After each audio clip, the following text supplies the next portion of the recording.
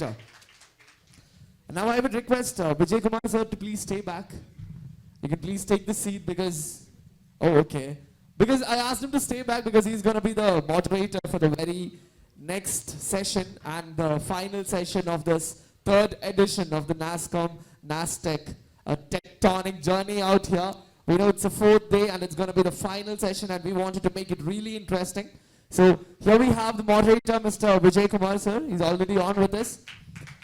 And ladies and gentlemen, let's make this interesting. You know, if we say that we talk to something which is not alive, people might call us crazy, right? But once, there was a person who told this right in front of a public media and we adored him. He told that I talked to him and I love my goalpost.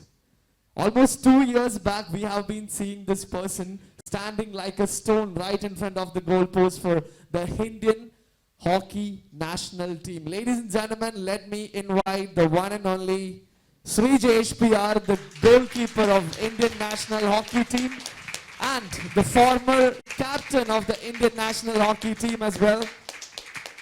He told that the goalpost is my best buddy and I talked to him and we adored him for that. You know, looking at you, the first thing which get into my mind is your picture standing with, you know, taking a bite of the bronze medal from the Tokyo Olympics 2020, right? Once again, a big round of applause. Ladies and gentlemen, moving on to the session. Ente Lakshyam, the goal of India in the competitive sporting world. We know the technology has brought in a lot of difference in the world where we are taking a look on the sports and the field. So here, we're moving on to a fireside chat between both of them. Over to you, please. Thank you very much. This is going to be an exciting talk, and let me tell you why. It's certainly going to be a change from what they've been listening to. And as a side note, Sreejesh was asking me when I was sitting there, when Deepu asked any questions, he said, shall I ask him what are you talking about? Now, the reason I think it's going to be interesting is that on two counts. First, on the count that we have a person who is, as we all know, a celebrity, very accomplished. But there's something else that makes it very interesting in my interaction with Sreejesh a couple of days back and quite a bit today, is that one, he comes across as a tremendous human being. Second, he comes across as a person who has got phenomenal life lessons that he's learned, obviously through a sport and otherwise. And I'm sure that, you know, through the conversations today, we'll hear a lot about that. I'm going to try and keep my conversation very short because he can just keep enthralling us with his points of views. But let me start here by asking you this. On the 5th of August 2021, a big day for Indian hockey, where after 41 years, we finally got back to the Olympic podium, beating Germany to get the bronze medal. We were down at that point, at one point at 3-1, and eventually we win the game at 5-4. That victory means a lot to many of us. It means different things to many of us, but I'm very, very curious. What does it mean to you?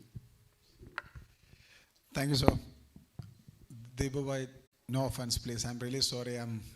I only to know how to play hockey, nothing else. No technology, nothing. Only I use a mobile phone, which is really advanced to me. Nothing else is all blank. I'm really sorry about that. And about the career, you already mentioned that that third place, we always say is losers final because two teams which couldn't reach into the finals, they are fighting for a medal. And definitely when you are reaching in the finals, at least you have one medal, either gold or silver. But the losers are fighting for one medal, so that is like do or die situation.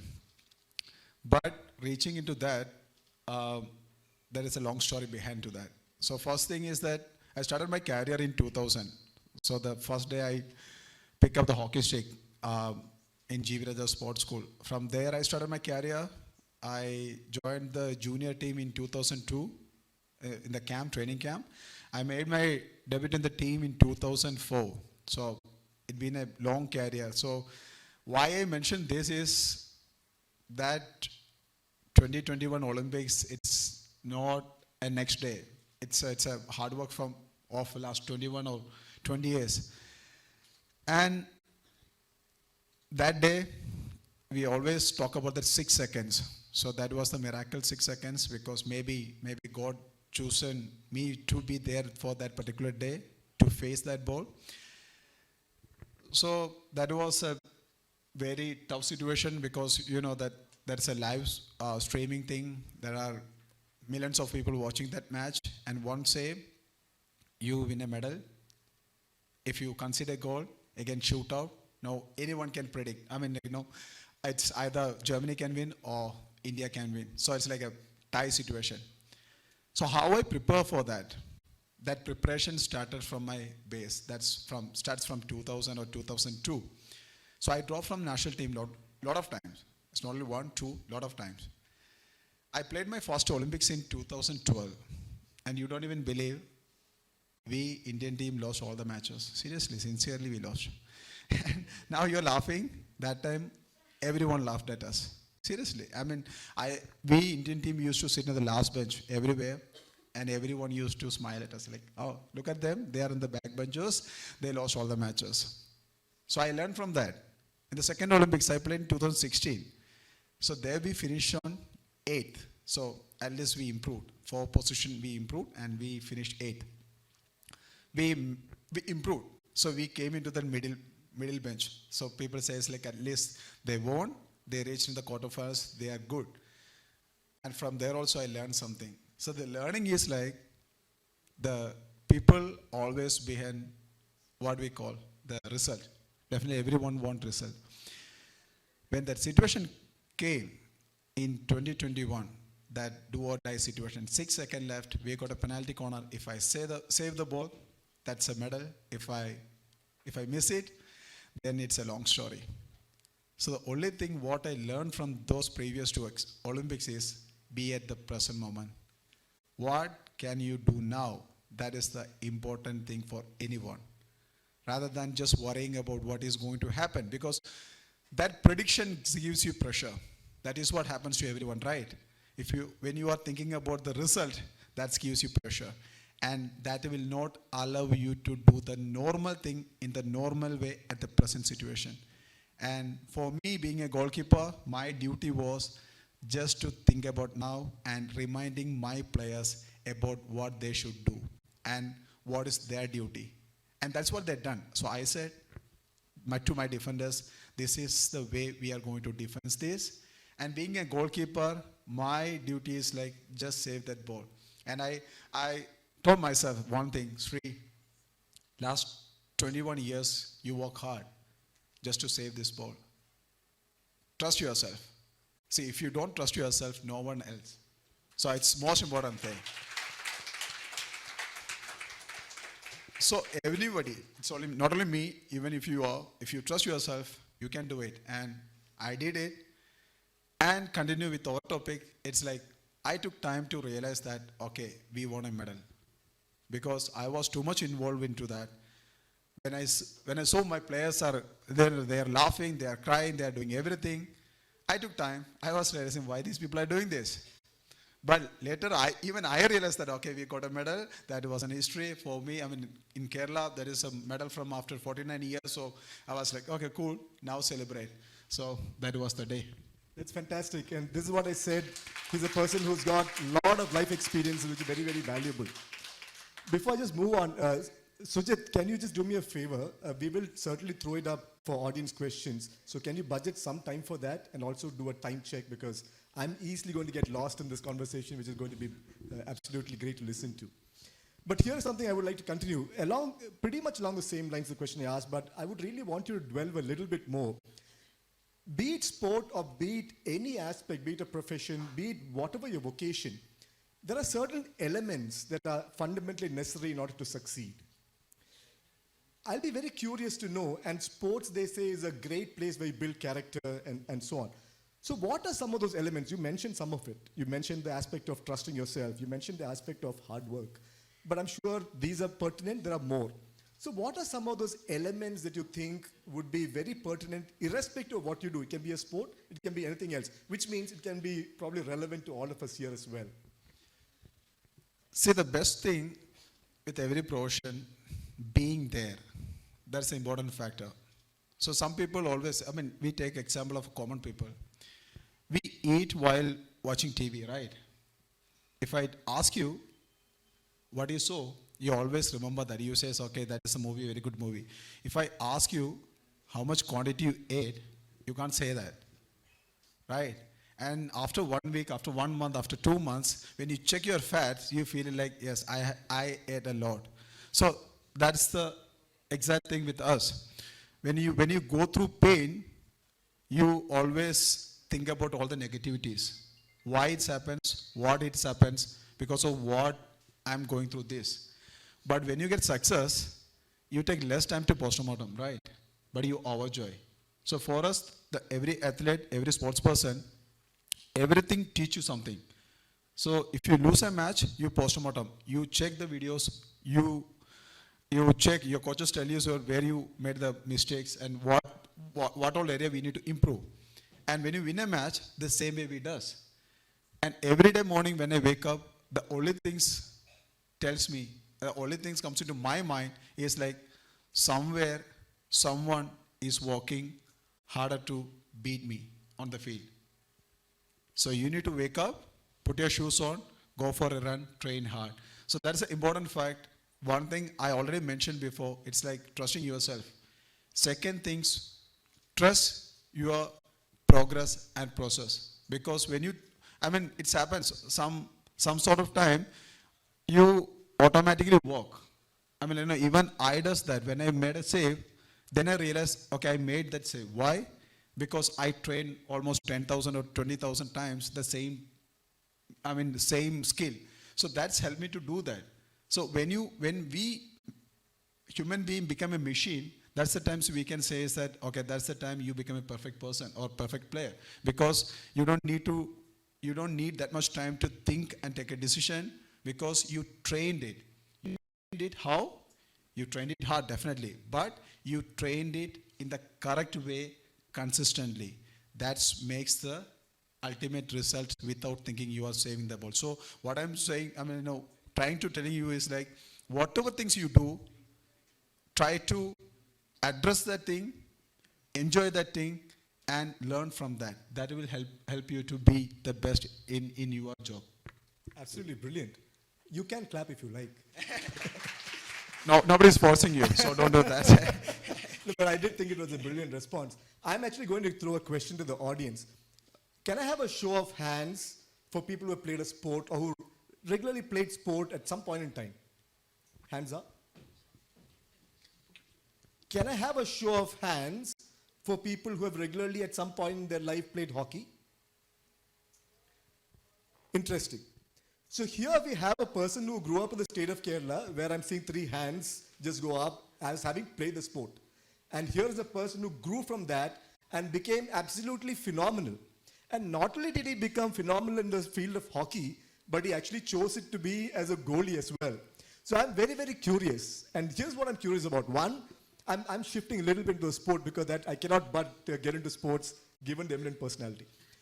What I would like to know is, what is it that really got you into this role of a goalkeeper? That is one.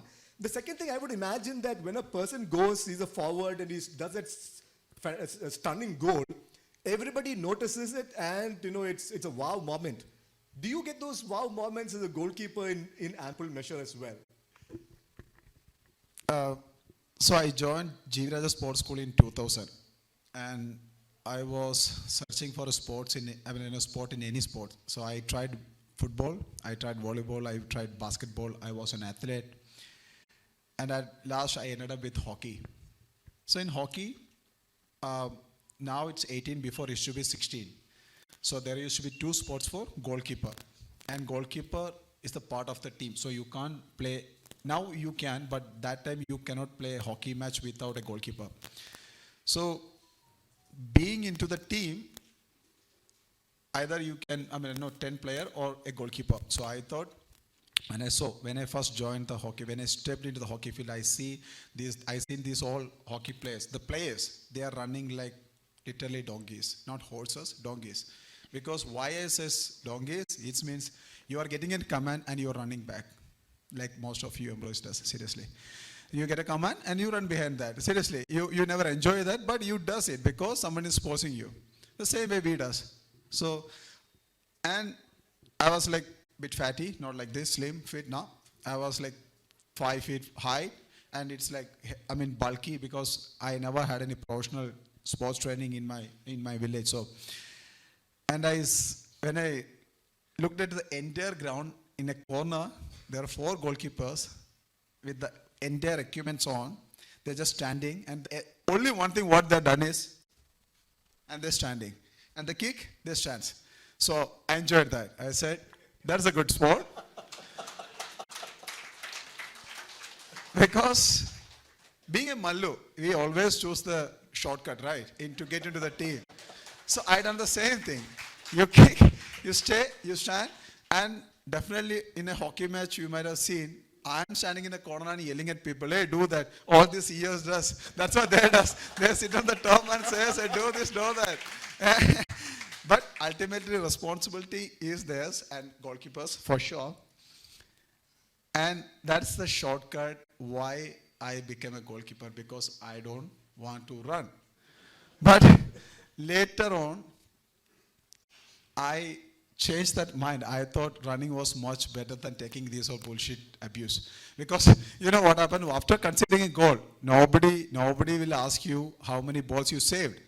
They will come and ask you how many goals you concede. And they says, I mean, you would have done like that. I mean, what are you doing that? It's better to keep a stone instead of you. So people make comments like that, but that's all fine. But by that time, when I realized it, that was too late. And coach says, you choose to become a goalkeeper, continue as a goalkeeper. And you know, that was the start. Then it was like a, you know, survival part. I work hard, and luckily I reached here. Sure. Thank you, Sreejesh. I really would like to, kind of get into aspects of humor at which he's an expert, but I guess that's not really a subject of discussion today. But tell me a little bit more on your thoughts with regard to sports itself and where you think it's headed. What are some of the challenges that you see?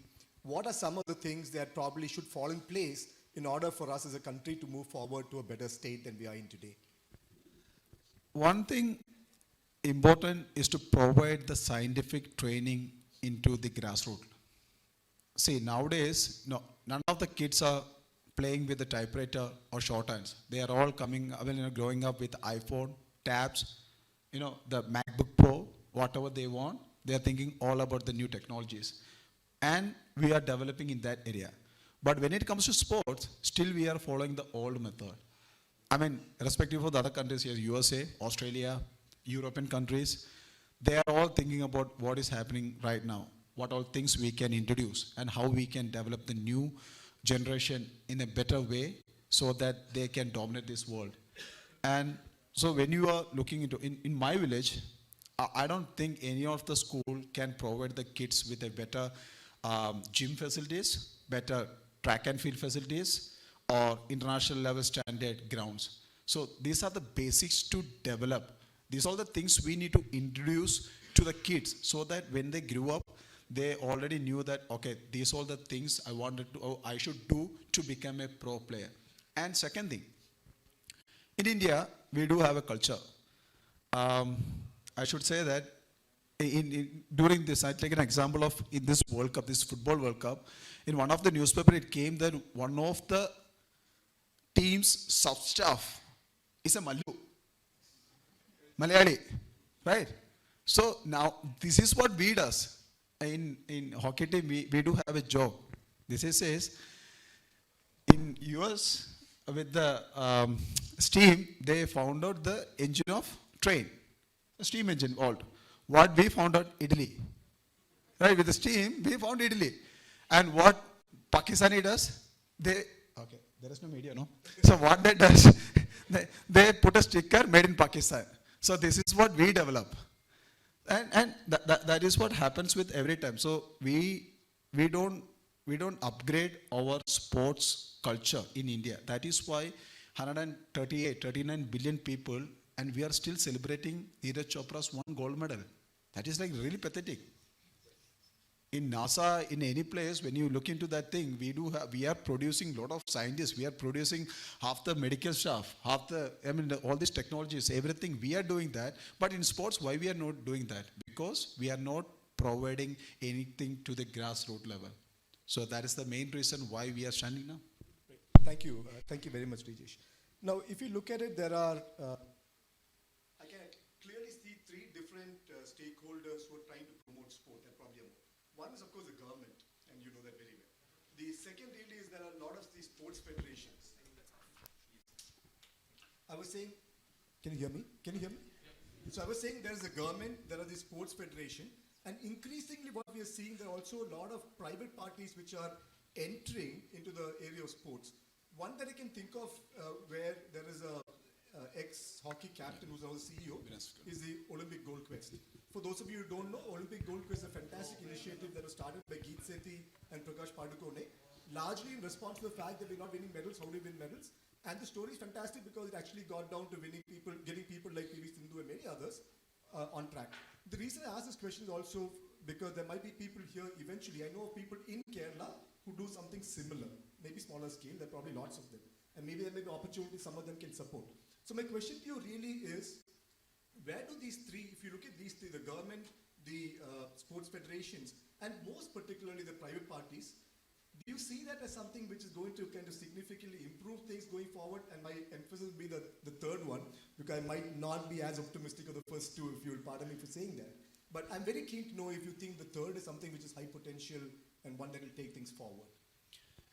See, government does things because they have to do it.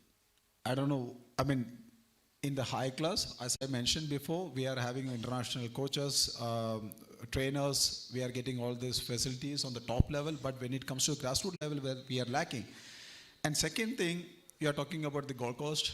That's a great initiative because some athletes, those who found it like, okay, give back to sports and give back to the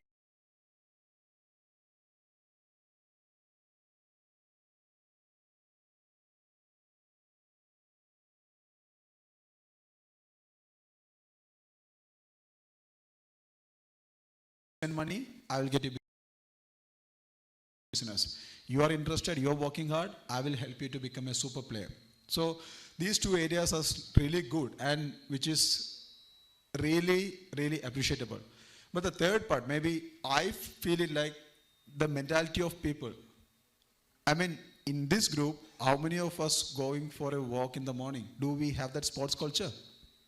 No, at least if we are not following it, our next generation will not. And in Europe, if you go, their kids, the parents are going for a jog, they are taking care of their body, automatically their kid does. And when their kid does, they grew up healthy, they can challenge anyone.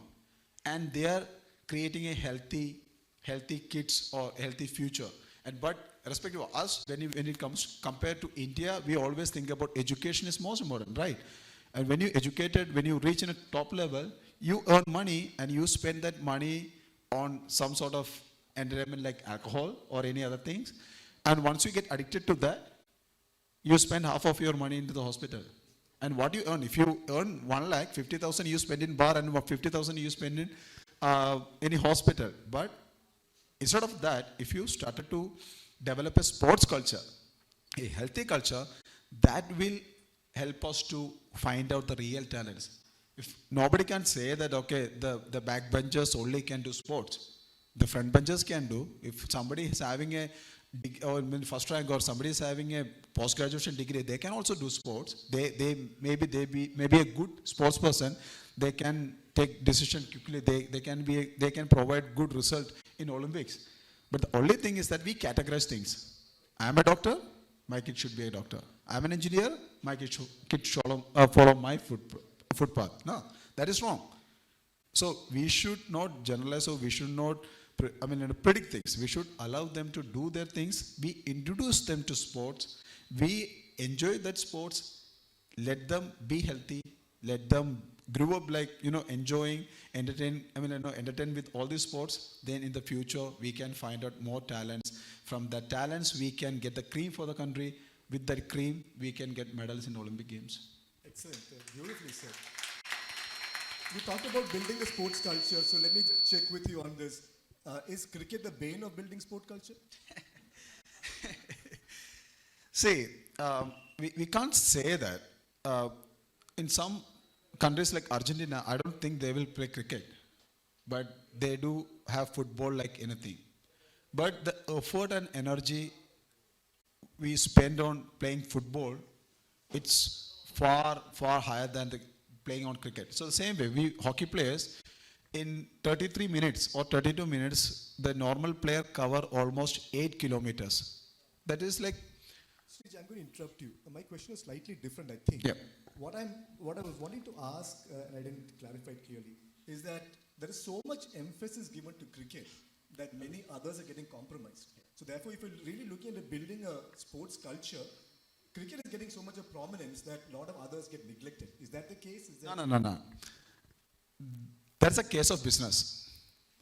If you ball, you get a wicket, right? There is 2 minutes break. 5 ads comes on the TV. Correct. And that is what you people want. You people want to get your company's name on the TV on the prime times. Where is the sport? Okay, Sachin got out. You got a 2 minutes gap. You shot it. 1 wicket, 1 wide ball. The ball comes. You'll get 6 seconds. Pepsi. Somebody is drinking Pepsi. It's an ad. So people, all these business people are, getting an opportunity to publish their advertisement, and cricket is the right spot, because if you play 6 seconds or 10 seconds ad during a hockey match, you will miss a goal, or maybe you will miss 2 goals. So that's the issue with this game, and it's nothing about cricket, because that is what the game designed for. So that is why every sports now, our game hockey, they made it 4 quarter, and we got break like 2 minutes. After every quarter there will be 2 minutes, and the halftime 10 minutes. Because why? Because at least someone come and sponsor us. That's the only thing. Seriously, get some money, show us. So I'm also ready to drink a Pepsi in between match. Okay, let's go. But no one is coming out. Why? Because people are mad at that. And second thing is one of the channel, 1, 2, 3, 4, 5. There are 5 sports channels, the same name. The 5 channels you can see cricket from morning, 12 to 12, 24 hours you can watch cricket. That's also from 90s, 70s, 60s. And the kid who is waking up, who's switching on the TV, they are watching the cricket. So that is influencing them. Right? So it's not that cricket is bad. It is like the other game is not getting that much influence through media. That's the only reason the other games are like bit neglected. Right. I would like to open up to the audience for questions, Sreejesh, please. But before that, I have to get back a little bit to the life skills that we were earlier talking about.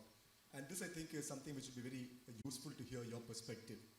As a sportsman, as a star sportsman, it goes beyond doubt that physical fitness is of absolute paramount importance. And we train a lot for that, in order to be able to be absolutely physically fit. Do we adequately train, and is it adequately necessary to also train for mental fitness? What is the element of mental fitness? How does it fit into the whole scheme of things? And like in sports, I would imagine it applies to very difficult pressure situations that anybody in their vocations can encounter. So what is the real space around mental fitness? What value does it have? How do we build it? And any thoughts you have around that will be appreciated. Very good question, sir. These kind of questions are rare in a talk show, because everyone thinks that winning a medal is like totally all about fitness or your capacity or whatever you call it. So mental fitness, we always compare like 50-50. So if you're training your skill, you're playing hockey, 50% is good, really good. But the winning, it's all about mental pressure or mental toughness. So I'm strong, I'm really strong, but if I don't believe that I can lift this, I cannot lift this, for sure, right? So that is what the mental toughness taught you. Second thing, when it comes to sports, it's not about you and your opponent. It's about media, it's about the social media, it's about the live telecast. So you know that somewhere in your subconscious mind, millions of people watching you. It's about the selection trials, the selectors are watching your game. It's about the association, because if you don't win, you don't get endorsements. So as a player, when I am stepping on the hockey field, I do have pressure from all the areas.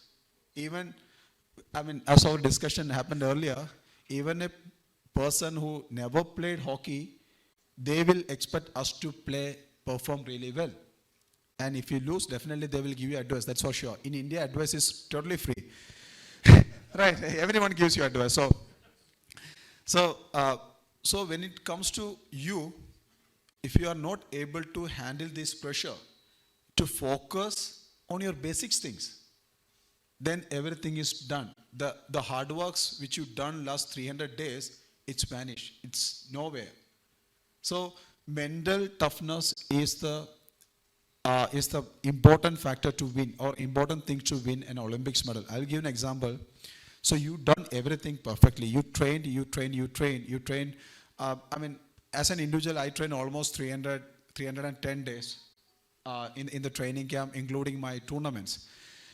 When you are a crucial situation comes like Olympics, that last seconds, if I am not able to be there at the present moment, I'm done. That medal is gone. That is what happens with everyone. We train, we done, but when the right time comes, we always think about the result, or we predict things, and that will give you added pressure, and that will that will spoil all this rhythm, this all hard work. So being that person help you to take a proper decision.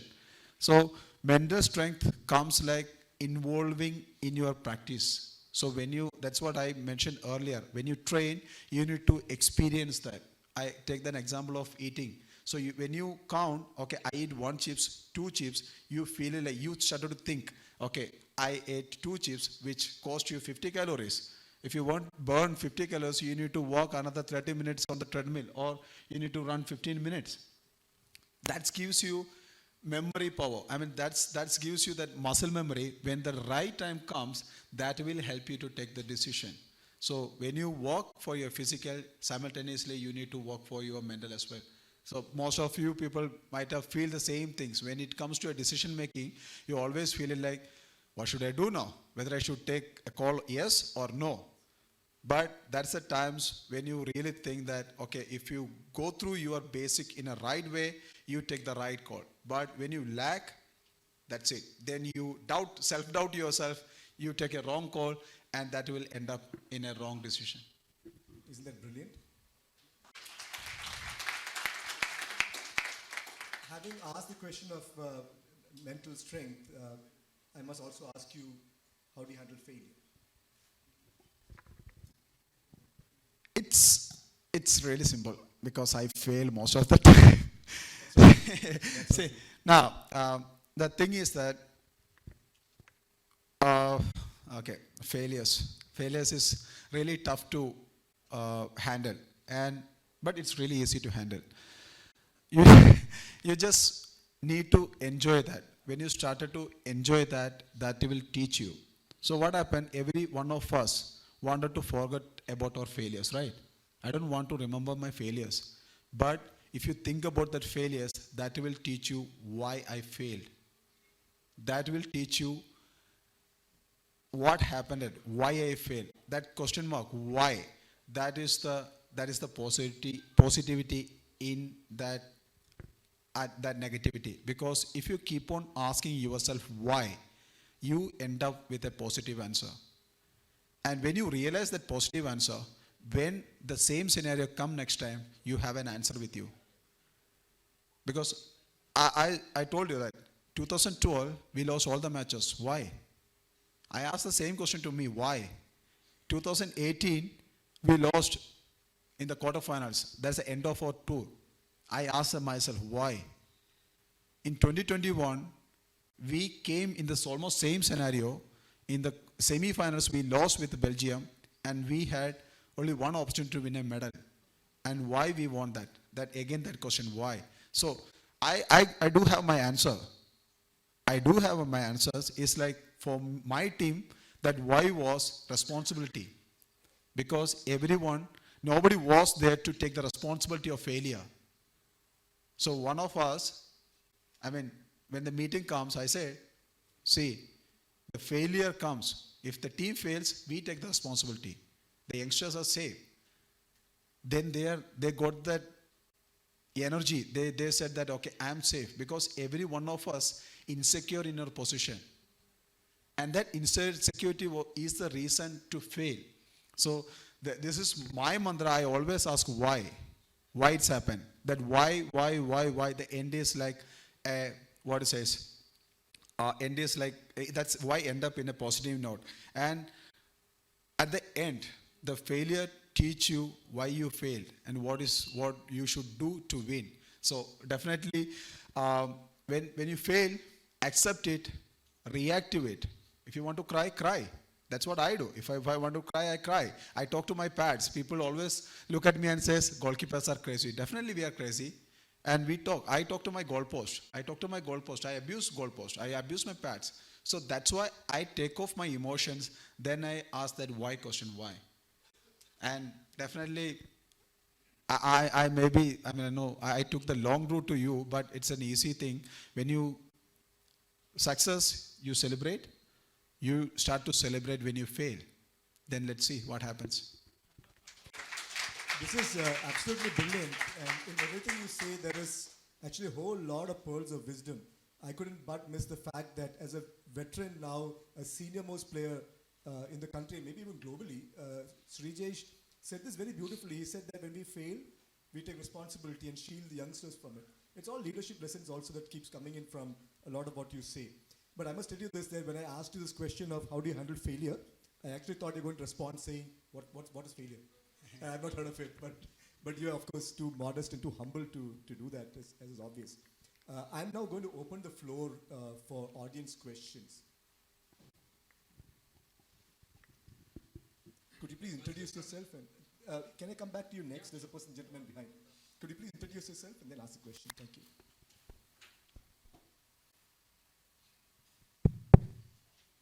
Yeah, hi. My name is Rajan. My question is, we all know how you train for physical strength. How do you train for mental strength? Okay. Physical strength, easiest way, run, gym, and again run, again gym. That's it. Because, when I say this, it's founded funny, but that is the only thing which you can do for the physical strength. Because, definitely over to that I train as a hockey player. So I put all this, astronaut gear, and I stand on the goal post, I train. So that comes like 1.5 2 hours a day. One session, and both sessions will come like 4 hours. So my schedule is like this: 7:30 is the breakfast, 8:30 we reach in the ground, and 8 to 8:45 might be a stretching session. From 8:45 we start warm up till 9:15. 9:15 till 11:30 we train hockey. Then we'll go back, we fresh up. Almost 1:30 we have lunch, and we get a break till 3:30. So in the evening, either we have a gym session or we train again, like hockey pitch. And at the night, 7:30 or 8 o'clock dinner, 9:30 or 10 we sleep. So in these training sessions, there are like intensities. So intensities call is like 500 or 600 or 700, which comes like in that 1.5 hours, you need to cover almost 8 to 10 kilometers. In that also, you need to cover that 2 kilometers in high speed, 3 kilometers in jogging, or another 4 kilometers in stride speed. So that will correlate to our game plan. And the mental, definitely either you read books, which gives you experience of other players, what they've been through. Second thing, meditate, because meditation is really important. That's the only time we spend it for ourselves. And definitely talking to the seniors also gives you experience. That experience gives you more mental strength. So this is what I do. Thank you. And one important thing, eat properly. I know that half of you people are like even in 2 pegs, but even having peg is all fine. But the things with you, what you eat with the drinks is the important thing. That is the worst things. So choose wisely. Add some fruits, some vegetables, that'll be fine. I think being a Keralite, it doesn't say stop drinking. Thank goodness for that. So you had a question. That's true. So thankful to you how do you face failure? Very crisp, very direct, and so simple, right? It is not easy. We all see that, right? My question is not on that. I'm just coming back. Of course, you spoke about cricket. I could sense what is your, general feel about cricket. I don't know how many of us remember a gentleman called Natarajan. He was there for 2020 Australia tour. Then on, he's not even remembered. What he has done back to India, when he came back to India, was he has set up a cricket club for himself, so that the kids from his village, they get a chance to learn, play, if possible, play for the country. Sir, do you have any plan for that? Definitely, sir. See, the basic difference between cricketers and other sports person is like Natarajan played one tournament and he earned as much as what I earned in 22 years. So that is a big difference, and he can start his academy, that's for sure. But for me, I work as a joint director in the education department. So I look after sports, physical education. So I'm almost like a head of that department. So my view, it's about starting all these schools or turning all these schools into academies, sports academies, where I initiate programs to train the coaches, the teachers, the PT teachers. Nowadays, PT is just a subject where the other teachers come and finish their syllabuses. That's it. So where I ask them to learn, to find out the talents, to train them, and we get the buds into the sports school or into the higher academies or the individual private, some academies where they get the basic scientific training. And that is my motto. And definitely a dream is there to start up an academy, hockey academy. But I don't know how many parents in Kerala, they will send their kids to my academy. So I hope I will just just walk through in the grassroots level first, how it's going to be. And once if I get handful of good players, talented players, then definitely I will start something like that, so that in future, I'm talking about another 20 years, I can start up a hockey, what is it? We can call, I wanted to be known as Kerala as a hockey nursery, just like Punjab. So in 20 years, that is my target. Let's see what is going to happen, right? Well said. Very well said. Would there be any other questions from the audience? Just one. How Go ahead. would we help you to attain your goal? Sir, first thing, personally what I feel is like you introduce your kids into sports and let them start the sports, and I will introduce them to hockey. Because if I directly pull a kid into hockey, they will not enjoy it. Because hockey is not that easy the way it looks. Because how many of you can stand like this for 5 minutes? Maybe after sitting for 5 minutes, it's quite hard for you to wake up. You will wake up like this, right? Because the knee and the back get tight. So if I pull a kid into hockey, that is going to be really tough. So the first thing is that you people make sure that your kids are healthy to play any sports. One thing, athletics. The basics of athletics will help you to tone their body to accommodate any sports. Second, gymnastic. That will give them flexibility to play any sports. When they are good with that, you give it to me. I'll make them international players. I must say this, Sreejesh, you have made me very conscious of how I'm going to get up from this chair now. So I think we'll have to, I did get a time check from, and I think it's time up. I'm going to ask you this last question of what is your message that you might want to leave us with. But before you answer that, I just want to say a big thank you. I think we had a person who's not only a fantastic celebrity, a person who's done enormously well for the country, a person who's made us all extremely proud, but also a person who's, like I started to say, a person who's also kind of got enormous life skills, and a lot of which he's actually passed on to us, as pearls of wisdom that you give to us. So I do want to say thank you, and it's been a great privilege and honor to be chatting with you today. Thank you, Vijay sir. You are a wonderful host, and thanks to Sujit for inviting me, and definitely for this wonderful, to meet you all, wonderful audience, a great occasion. And advice, I'm not a good person to say anything because I think, everyone's seen it to me, maybe one or two are younger to me.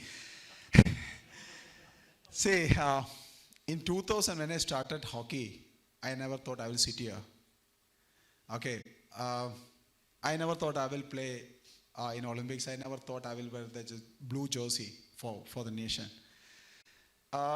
What I have done is really simple. I faced challenges and I took that challenges. I faced it. I fought with that. And I never gave up. That's the only thing I done. And now I realized what I done is like simple. I just enjoy the moment. So when you are working today, when you are in the office, when you are doing it, try to enjoy that. If you are not enjoying that, that is useless. So when you start to enjoy that, the growth will be there. You are not doing any favor to your company, that's for sure. You are doing a favor to yourself by enjoying that work. So if you are changing the company, if you are doing something else, when you started to enjoy that, that will help you to grow. And each beautiful days, each beautiful working hours will help you to develop or improve as a person. And when you develop yourself as a good person, definitely wherever you go, whichever profession you are, you will become a expert in that. And that is what I learned. Failure is there. Failure is the part of thing. But when failure comes, you never give up. And success is there. I won a medal in 2014 Asian Games.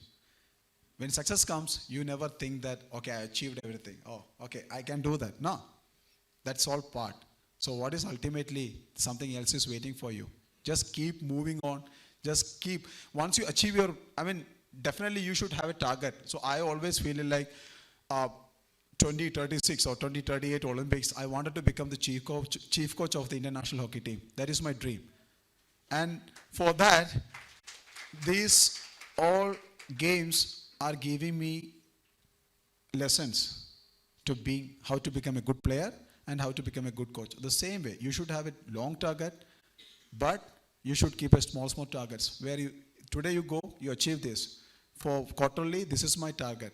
For half yearly, this is my target. And the year end, I'll do this. So once you do that, that's the best way to enjoy every day. And when you divide the parts, you are going to be an awesome person. That's it. That's absolutely beautiful. Thank you so much, Sreejesh. Thank you very, very much. And thank you very much. And my childhood friend is sitting there, Edwin. And definitely, come. So, he's witnessing me for the first time. I'm speaking like this because every time whenever I go his place, we grew up in the same place. He is elder to me, by the way, but still. And he knows me from day one of my birth. So it's good. Thank you very much. And so thank you, Sreejesh. Actually, I'm lacking words actually to say here. But whatever he said, I think I'm the person who has seen or witnessed that in person as well. Right? He went through a lot of hard work actually, tremendous amount of hard work that you can't even imagine actually, right? Definitely a lot of memorable moments. I think I cannot just say in few words here. Your time is over. Otherwise, you will pull all these childhood things into this wonderful thing. Okay, thank you very much. Thank you, Vijay sir. Thank you.